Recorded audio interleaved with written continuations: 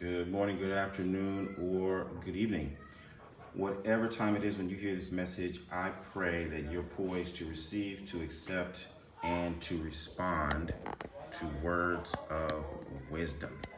Ashe. So, a king is a king because he has a kingdom, not because he has a queen. A king is a king because he has a kingdom, not because he has a queen. In other words, having a queen does not make you a king. Okay? Now, this ties directly into my basic philosophy. Anybody who's followed me for more than half an hour, you know, one of my mantras is beads, pots, and titles is never going to be enough. Okay? And this comes out of some of my experiences with people who have come in contact with priests, and this seems to happen more frequently on the Dahomey side, but it's kind of picking up in Yoruba land too, where I've had students and clients who come back and they say, "Oh, I was dealing with this priest or priestess, and they told me I was a king, or they told me I was a queen." And I said, well, look, if you're the king or you're the queen, you tell them thank you, and you politely ask them to take you to the palace. And you ask to be introduced to the court. That is the palace chiefs and the pages. You know, you say, I'm the king, I want to meet the royal bathers. I don't know if you guys saw Coming to America, but Hakeem had royal bathers, right? He had a guy who sang to him in the morning. Yeah, I want you to introduce me to those people. I want to see the army. I want to see the treasury. I want to be taken on a tour to survey my territory, my realm, and I want to see my subjects. I want to know how many people I govern. No palace, no chiefs, no royal bathers, no army, no treasury, no farms, no granaries.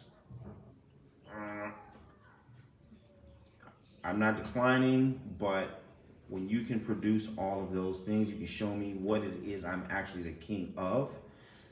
Then we can start the process of you training me to be a king, training me to be a queen. Okay? And then once I have met the standards and I am sufficiently functional as the king or a queen, then great. Give me the crown, I'll sit on the throne and I'll run this bad boy. But that notwithstanding, I'm going to pause. Okay? And that's based on my understanding of Yoruba kingship. I'm not an expert on the subject, but I have reviewed it. I was fortunate to meet one man in particular who really gave me a lot of insight into Yoruba kingship. And anybody who's from the Bay Area, if you were around in the late 80s, early to mid 90s, you know Dr. Adebisi Aromolaran. And of course, everyone in Nigeria who's, you know, I'm saying probably from age 60 down to 35, 40, everyone knows Dr. Adebisi Aromolaran because he was a prince of Ilesha land. And he didn't take the throne. And he found himself in Berkeley, where he ran a bookstore for many years and was a darling of the Bay Area for a long time. And so I used to go and hang out with him and talk to him, and he would tell me all kinds of stuff about palace life. So it's no joke. It's not a casual thing. You're not just, hey, you're a king. That's not how it works. That's not how it works, right?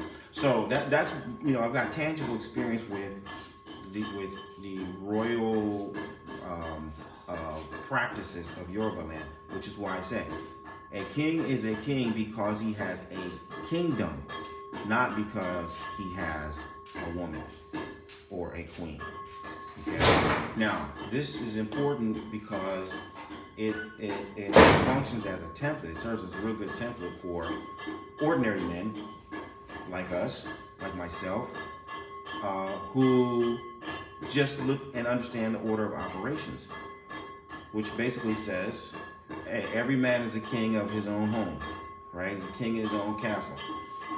Well, that means you got to have a castle. You got to have a home, okay? You've got to have, you may not have chiefs and pages and royal bailies, but you have systems in place that say that, hey, this is how I run my house. This is my treasury. This is my budget.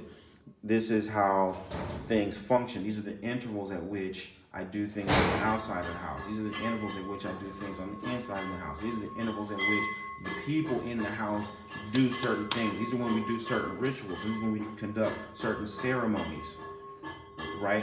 I need to have that in place in order to be the king of my domain. And once I have that, I am actually the king of my domain.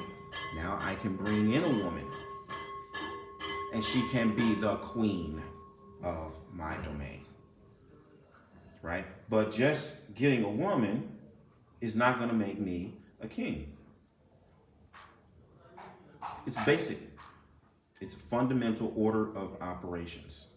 It's inescapable. And like I said, most importantly, it's a good template, especially for a younger man who is looking to establish himself and is trying to understand, what am I supposed to do and why am I supposed to do it? Hey, you're aspiring to become a king in your own realm.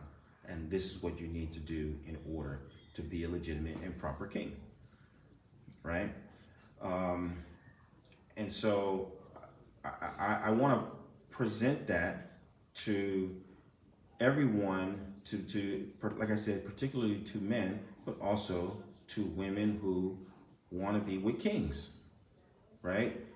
Women who want to be with kings will understand and appreciate what it takes to actually be a king. And if you want to be with a king, then you won't compromise, right? I mean, of course, everything has to be negotiated within reason, but there's certain things that you're going to look for. And when you find those attributes and those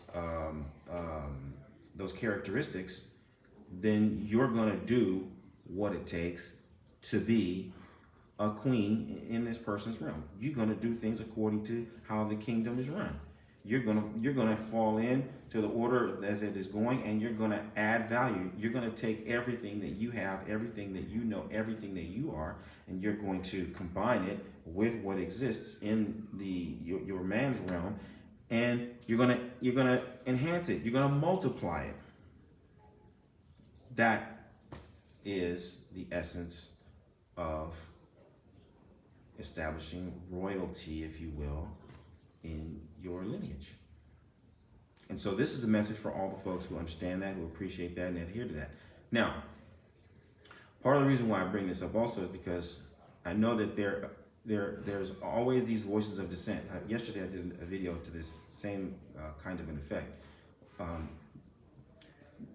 There are people who are going to find reason to defy this order of operations. And quite honestly, those people don't matter, right? I mean, of course, for the sake of intellectual stimulation, we entertain all kinds of stuff. But really, I'm not talking to those people, and I'm not interested in those people.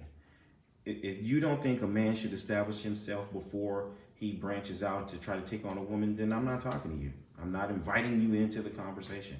I am explicitly talking to the people, the men and the women, who understand what I'm saying and not only agree with it, but have something to add to the conversation. Hey, here are some best practices associated with what you're talking about. I am a prince from so-and-so kingdom. I am a princess from so-and-so kingdom. And this is really explicitly in detail the resources and the detail and the technology that you need to be able to carry out this mission as a rising king. Let's have that conversation. Everybody else, stay in your lane. You know, go off somewhere else and talk about all the reasons why you don't agree. I'm not interested. I'm genuinely speaking, I'm not interested. So don't comment, don't inbox, don't get involved in the conversation to be contrary. That's not why I'm saying what I'm saying. I'm saying what I'm saying to uplift, encourage, inspire, educate the people who want to be kings and queens. Okay? So I hope this is helpful to you, and I pray that you are preparing yourself and acquiring all of the resources and the skills necessary to uplift your life and enhance your lineage for many generations to come. Bye for now. Abo Raboye, Abo Shishe.